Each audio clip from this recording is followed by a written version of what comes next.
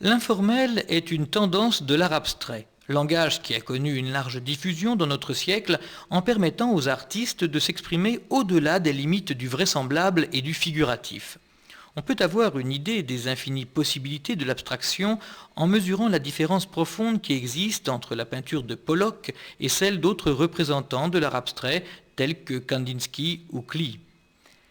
La force expressive qui émane de la technique et des toiles de Pollock ont amené certains critiques à qualifier son art d'expressionnisme abstrait, car proche, par sa portée émotive, de certaines œuvres réalisées par des peintres de l'expressionnisme européen tels que Munch, Klinger ou Kirchner.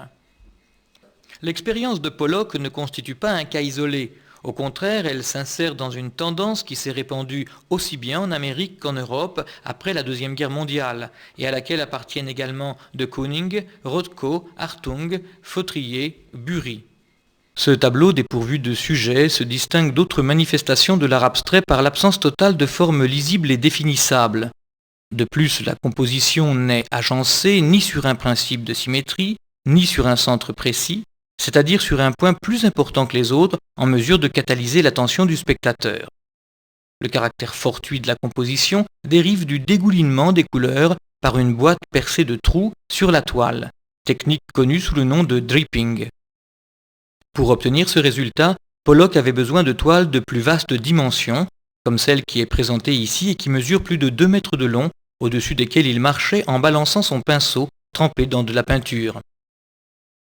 L'œuvre est donc le résultat des déplacements et des gestes du peintre. C'est pour cette raison que la peinture de Pollock a été baptisée Action Painting. Ce grand tableau, exécuté par Jackson Pollock en 1947, remonte à la période la plus féconde du parcours artistique de ce peintre américain, un des plus célèbres représentants du courant informel aux États-Unis.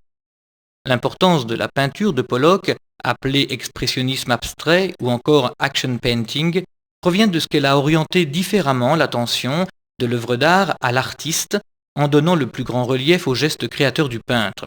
Le tableau est donc la conséquence d'une gestualité instinctive de l'artiste dont le résultat n'est pas prédéfini. Il s'agit d'une peinture instinctive, dominée par l'émotion et par le sentiment, comparable à une improvisation musicale. La toile est couverte de taches de couleur que le peintre a laissé couler de façon tout à fait accidentelle sur la toile. Les coulées tracent des lignes ondulées qui nous permettent de remonter au mouvement accompli progressivement par l'artiste au cours de l'exécution de l'œuvre. La succession des lignes courbes donne l'idée du mouvement et de la durée nécessaires à l'exécution du tableau, réalisé rapidement par l'artiste. La ligne devient illustration de l'énergie. Le blanc de la toile perd sa fonction de fond pour ne devenir lui aussi qu'une tonalité chromatique alternant avec les lignes rouges, noires, marron. Toile et peinture deviennent donc des parties d'un tout unique, d'où toute référence à l'espace est abolie.